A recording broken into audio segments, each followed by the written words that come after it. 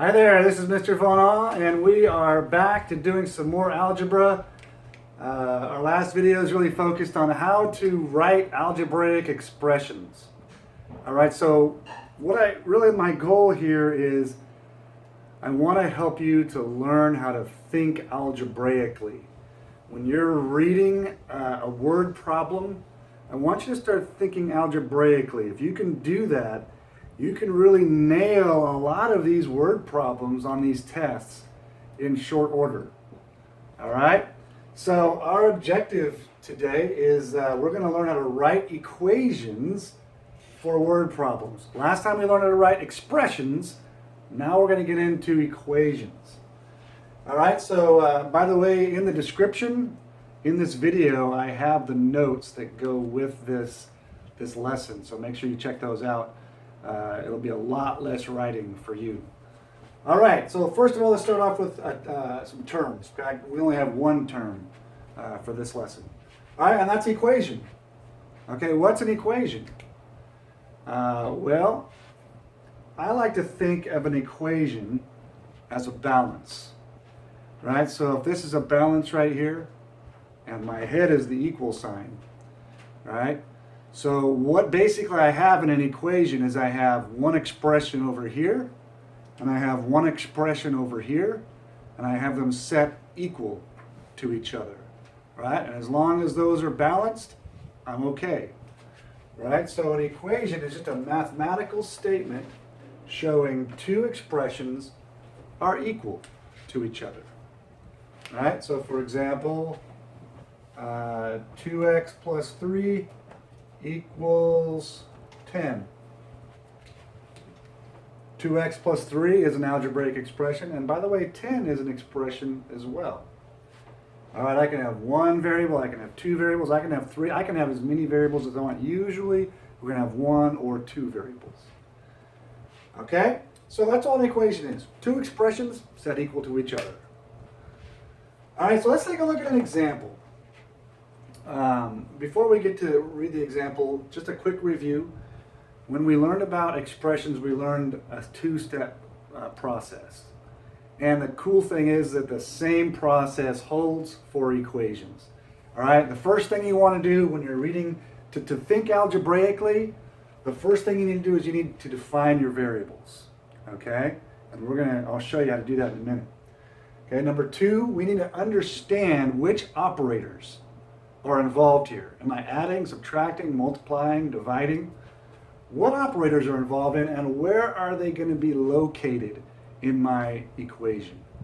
All right, if we can learn to do these two steps here, we'll start thinking algebraically, and we can solve a lot of these problems in short order.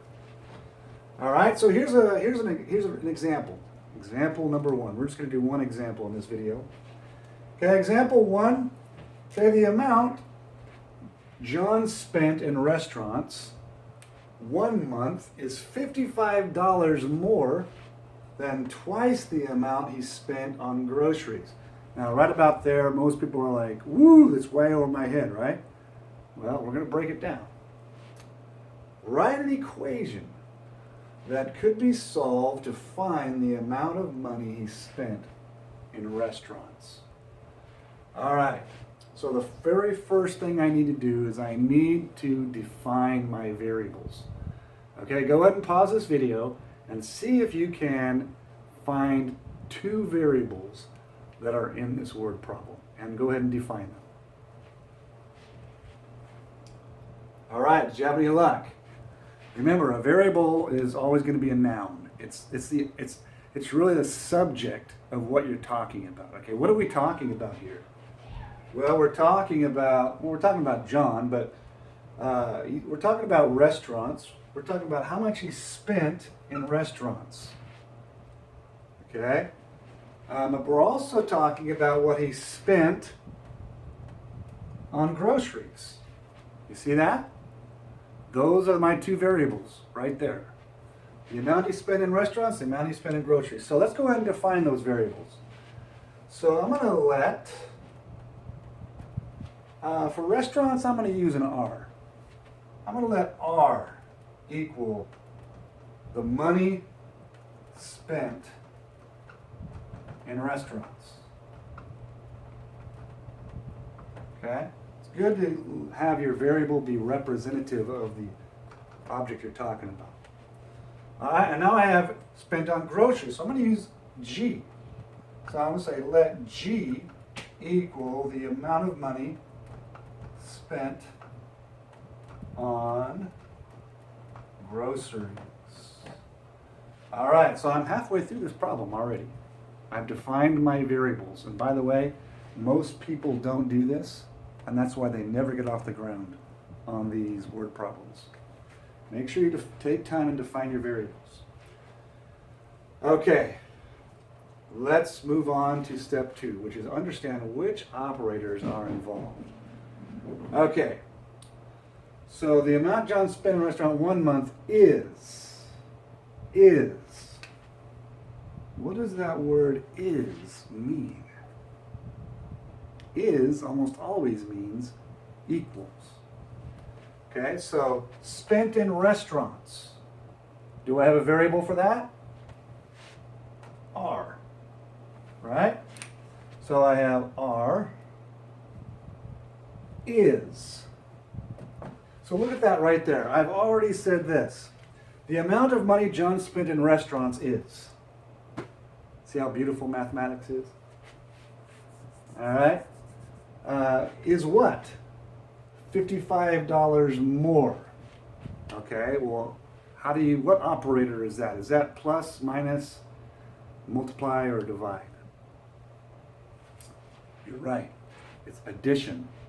Okay, so I could write 55 plus, or I could write plus 55. It doesn't really matter. I like to add 55 on at the end. Okay? The amount he spent in restaurants is $55 more than what? More than twice. So more than, that means plus. Use a different color here. More than means plus. Twice. That means multiply. It means 2 times. All right, so 2 times what? Twice the amount he spent on groceries. Well, do I have something that represents money spent on groceries? I do. It's G. So I got twice the amount of G, which I could write as 2G. So let's see if this makes sense. The amount that John spent on restaurants is $55 more than twice the amount he spent on groceries. You see that? All those words that we use can be narrowed down to one nice, succinct equation. Right? This is a statement. This is a complete sentence right there. Right? An equation is a complete sentence. So if we can learn how to think algebraically, if we can learn this skill of translating from English or Spanish or whatever your language is, and translate that into an algebraic equation, we can then, now we can solve this, right? If I said, hey, he spends $20 on groceries, now we can figure out how much he spends in restaurants.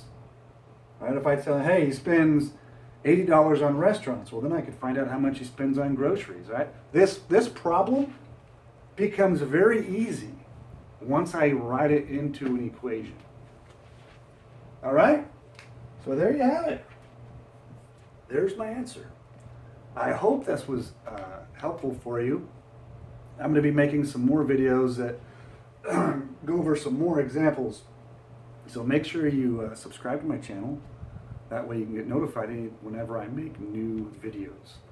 All right, and don't forget, in the description below, I have the notes all provided for you to help you out. All right, well, until next time, my friends, may God bless you.